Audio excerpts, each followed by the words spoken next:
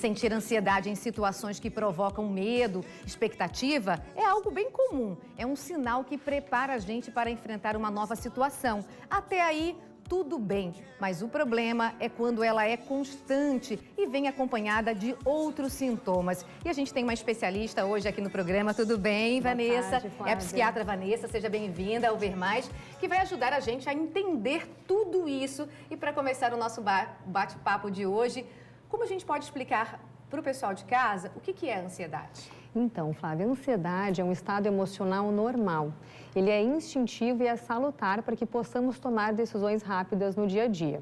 Existem sensações fisiológicas, porque existem dois componentes nessa ansiedade, que são essas sensações fisiológicas e também a percepção de estar com medo ou preocupado com algo em demasia. Porque virou uma palavra popular. As pessoas... Ontem eu conversei com várias pessoas contando que você ia estar hoje aqui no programa e perguntando, você se sente ansioso? Teve uma pessoa que disse que era ansiosa e que hoje não é mais, que conseguiu resolver.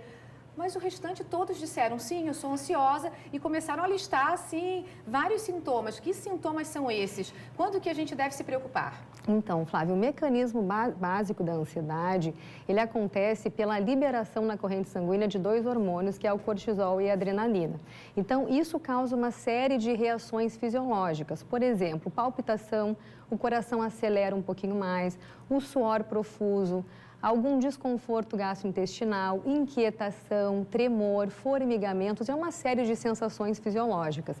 Todas as pessoas que têm ansiedade normal, que é instintivo, têm essas sensações. E as pessoas com a doença, a ansiedade também. O que diferencia é a intensidade.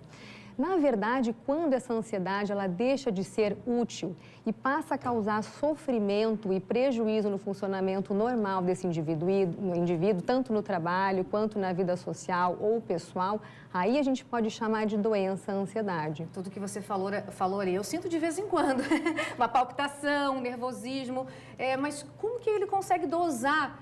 Por exemplo, se atrapalha a rotina, se não consegue dormir? Exatamente, esses sintomas eles são intensos. Por exemplo, nessa situação aqui de ansiedade, estamos conversando ao vivo, então é uma situação de ansiedade. O coração acelera um pouquinho, talvez suamos um pouquinho mais, isso é normal. Isso vai depender também a intensidade de cada pessoa. Tem pessoas que são mais ansiosas e menos ansiosas.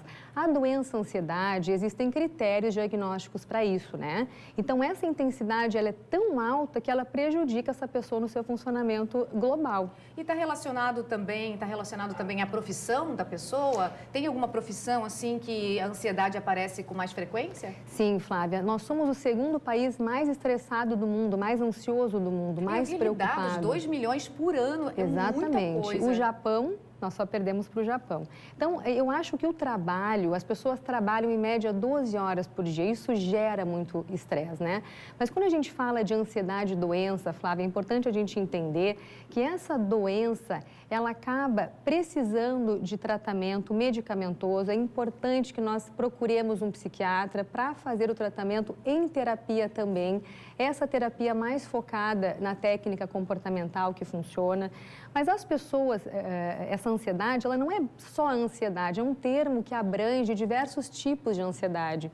Então, nós temos a ansiedade generalizada, que é um tipo de ansiedade. Que é o mais comum. Exatamente, que são as preocupações excessivas, o pensamento acelerado, né? A síndrome do pânico, as fobias. Então, ansiedade normal do dia a dia, existem as sensações fisiológicas que vão depender de cada pessoa, a intensidade. Quando começa a prejudicar o funcionamento, isso começa a ficar muito intenso, essas sensações, é hora de procurar um psiquiatra, fazer o tratamento. Doutora, e que tipo de tratamento? Porque as pessoas têm um pouco de preconceito quando é indicado o antidepressivo, no caso.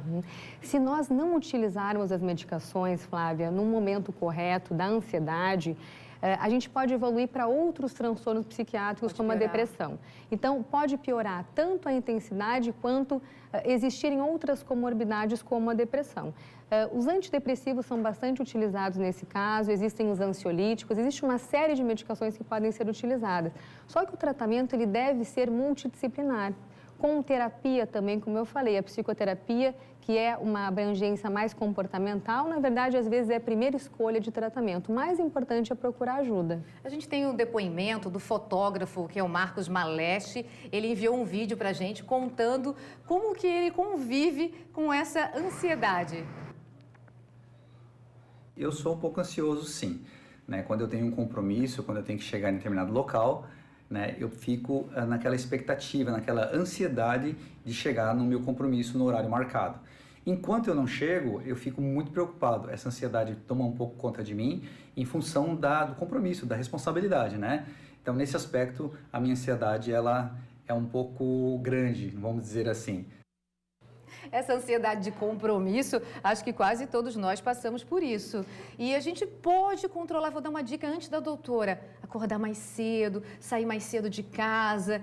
Isso acaba te deixando mais tranquilo. Vou chegar 20 minutos mais cedo, mas ok, não vou ficar tão ansioso, porque o trânsito às vezes não ajuda muito a gente, Exatamente, Flávia. Organização é bastante importante para evitar um dos gatilhos da ansiedade, que pode ser o atraso, por exemplo. Atividade física regular é bastante importante também nessa ansiedade normal do dia a dia. Nós conseguimos amenizar a ansiedade e prevenir a doença ansiedade. Atividade física, quando eu digo isso para os pacientes, eles me falam, mas é muito difícil acordar mais cedo, como fazer, Então, seria uma caminhada 3 vezes por semana, durante 40 minutos a 1 hora.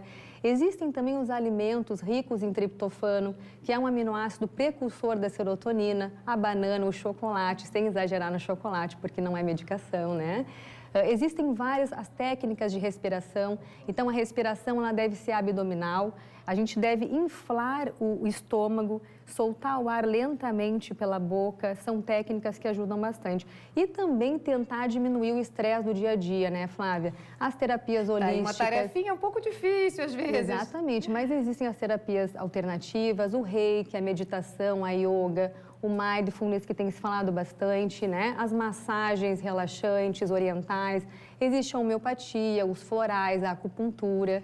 Eu quero que você assista também o depoimento da Dete Peixeira. O personagem, o Rizzi, que é o ator que faz a Dete, mandou uma mensagem pra gente também. Flavinha, eu sou muito ansioso, muito, muito, muito. Chega a me dar um negócio assim no estômago, nega. Chega a ser físico, é verdade. Doutora, me ajuda. Por que isso mexe até com o nosso físico, com o nosso corpo? Se eu sei que eu tenho um compromisso daqui a 45 dias, eu já tô ansioso. Como é que eu faço pra controlar isso, mulher? Dá uma ajudinha aí. É o Rizzi, que é o ator que faz a Dete Peixeira. Ele precisa de bastante energia, para fazer a personagem. E ele disse ali que fica bastante ansioso. Então, Rizzi, tomando essas medidas no dia a dia, acho que vai ajudar bastante. Acho que eu já respondi a pergunta. Obrigada pela sua participação.